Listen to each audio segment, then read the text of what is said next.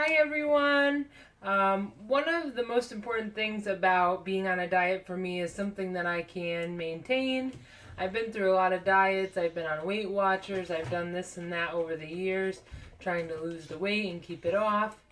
But one of the things that's not sustainable for me is if it's something that I can't live with. So one of the great things that I like about keto is that I can eat my sweets. I'm a big sweet person. I love cookies, I love brownies, I love ice cream, I'm a snacker. And in order for this to fit into my lifestyle, I really need to make sure it's something I can maintain. So one of the great things about keto is that I can still eat the cookies, the brownies, the ice cream. And I'm going to show you guys how to do it too, so that way you guys can help maintain this healthy lifestyle and make it into your normal life. So I've made these cookies a bunch of times. They're great. I've been using almond flour a lot in my recipes, so this one is going out to the people that have the nut allergies out there, and this one's going to be made with coconut flour. Maybe I'll show you later on down the road how to make the almond flour ones. The almond flour ones are a little bit different just because the coconut flour absorbs more liquid. So here we go. For this recipe, you're going to need a 1/3 cup of coconut flour, a 1/3 cup of erythritol, which is a sugar substitute. You could also use monk fruit or stevia or swerve, any of those. A teaspoon of baking powder, not baking soda, baking powder. 5 tablespoons of butter, 1 egg, a teaspoon of vanilla. Yum, I love vanilla.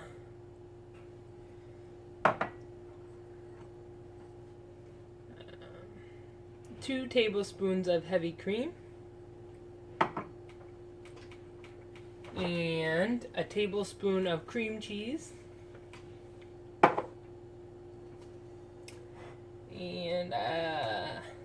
and some chocolate chips. Today I will be using Lily's chocolate chips. Yum! You can use any kind of chocolate chip, sugar-free. I'll link a bunch of these ingredients down below. If you guys could do me a favor though and make sure that you subscribe, tell your family, tell your friends. I really want to grow this community into something that we can all be proud of. I want everybody to have the option to eat healthy and discover what I've discovered about eating healthy and being able to enjoy yourself as well. I like to say eating healthy never tasted so good. So let's get started. So your first step is going to be, I already started doing this a little bit, is going to be melting your butter and your cream cheese in your pan. So now I have it all melted. You want to kind of mix it around a little bit. I'm actually going to get a whisk and whisk it together. Okay, so now I melted my butter and my cream cheese together. I'm going to put it in a glass bowl just so I can show you guys, but if you don't want to dirty a bowl, you don't have to. I'm just going to whisk it together with my whisk. This way it's all even. You don't want too many clumps of cream cheese all together, so you want to just kind of disperse it out till it looks like the butter and the cream cheese are kind of even. Next, I'm going to add my vanilla. I'm going to add my egg.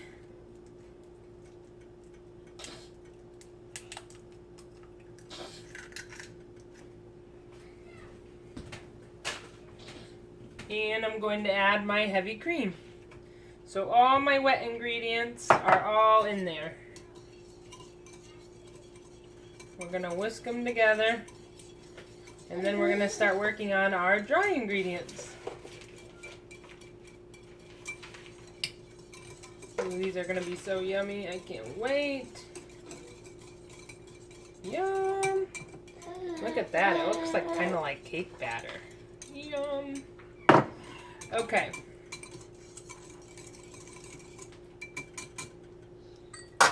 So, the next thing we're going to do is our dry ingredients. So I'm going to take my 1/3 cup of coconut flour.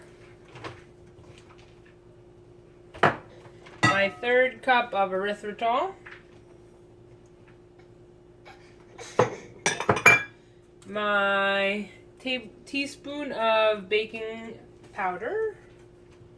Keep on wanting to say baking soda. Woo. But it's not, it's baking powder.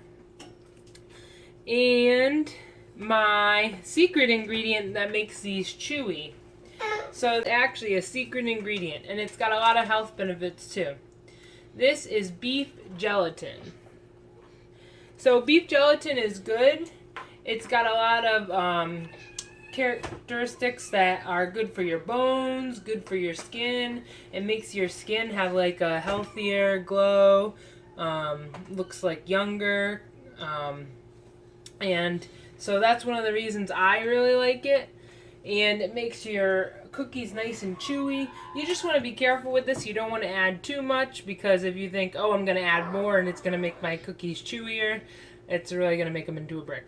So you want one tablespoon. Go. Here is our beef gelatin going in. All right. And then we're going to stir that together. Nice and nice. Mix, mix. Okay. Now we are going to combine our wet ingredients and our dry ingredients. So I'm just going to pour my wet ingredients into my dry ingredients. And here we go. I'm going to whisk them again.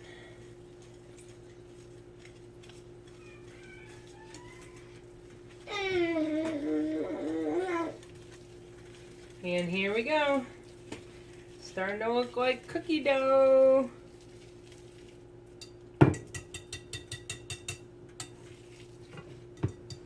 Alright, so now that your mixture looks like this, looks like cookie dough, we're going to add our Lily's chocolate chips in them. And I'm going to add a little something that I like. You don't have to add it. But since I'm using the coconut flour, I like to use the coconut flakes.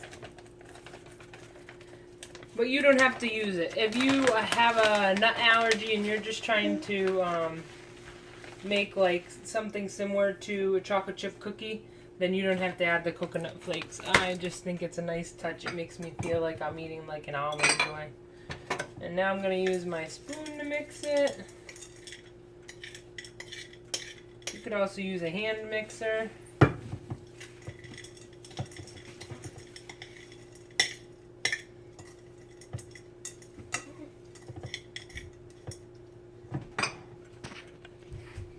Okay, so now that we have a beautiful looking cookie dough, yum! I just lined my cookie sheets with parchment paper. I love parchment paper. I never used to use it before, but it has made my life so much easier, especially since being a mom. I'm just trying to hang in there and do the dishes and fold the laundry and do the homeschooling and everything else that's on my list, work full time. But this makes at least one less thing for me to do. I don't have to scrub a pan down. It makes it so that way the cookies don't stick. And then this way, when they're done, when they cool, I can just put them in a nice container, store them away, and they stay great for days. Now, on this next part, when you're scooping, you can use an ice cream scooper if you have one. If not, you can just use a regular spoon. I'm just going to use a regular spoon. And then I'm just going to make my cookies into little mounds. Kind of push them down a little bit. And yum, they're going to be so good.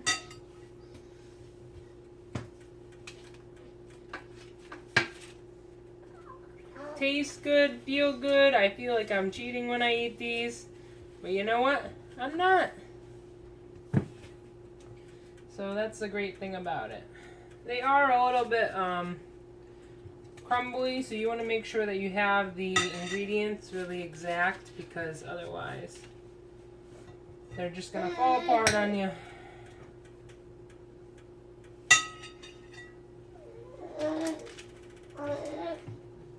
Okay everyone, I just scooped my cookies out. I gave them a little flatten. Because they're using baking soda instead of baking powder. They don't really rise, so you kind of want to flatten them a little bit. At that point, when you've mixed it, if it's a little bit dry, you can add a little bit of heavy cream, and that will make them stick a little bit better. My cookies came out pretty good this time, so I didn't have to do that. But I have had to save them in the past, and heavy cream is definitely the way to go. It definitely moistens it up a little bit and makes it stick a little bit better. But here they are. They're going to go in the oven. This recipe should make about 10 to 12 cookies. Mine are a little bit on the smaller side, so they're about 12 cookies. And I'm going to put them in the oven. So we just put our cookies in, and this is my little Zachy. He is going to come up and say hi. Can you say hi, Zachy? Wave. Say hi. Oh, look at everybody. He's saying hi to you. Oh. So the cookies are going to be in there. So you want to make sure they cool before you eat them. Otherwise, they'll just crumble apart. And just to let you know some statistics on them. They have about 8 grams of fat, 1.5 grams of protein, and about 2 net carbs. My cookies are a little bit smaller, so my cookies are probably going to be closer to 1.5 grams.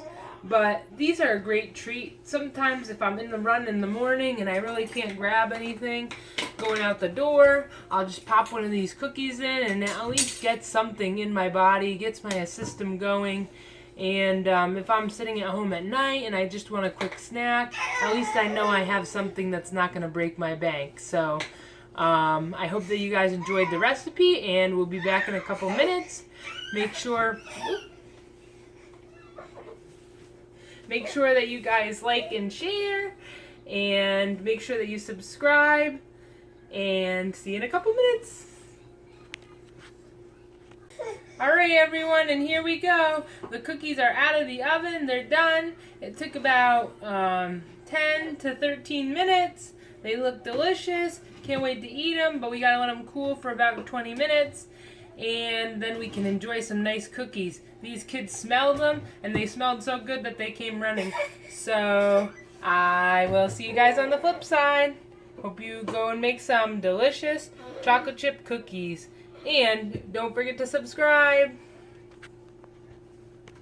Alright guys, so the cookies have cooled. I just wanted to let you know too, I always post my recipes underneath the video. So if you go to that little carrot looking symbol, you can always see my recipes. And it will have the ingredients, the instructions, and if you want to purchase some products, then that will be down there too. And don't forget to subscribe. Tonight I have my taste testers here, and they're going to tell me if the cookies came out good or not. If you can't tell. What? Yeah. So these are my taste testers, Adriana and Mackenzie. Alright guys, tell me. And I am 6 years old and she's 2, if you want to know how old we are. Alright, ready, set, taste your cookies. Okay, taking a cookie. So good. So good. Alright, it looks like we have a winner.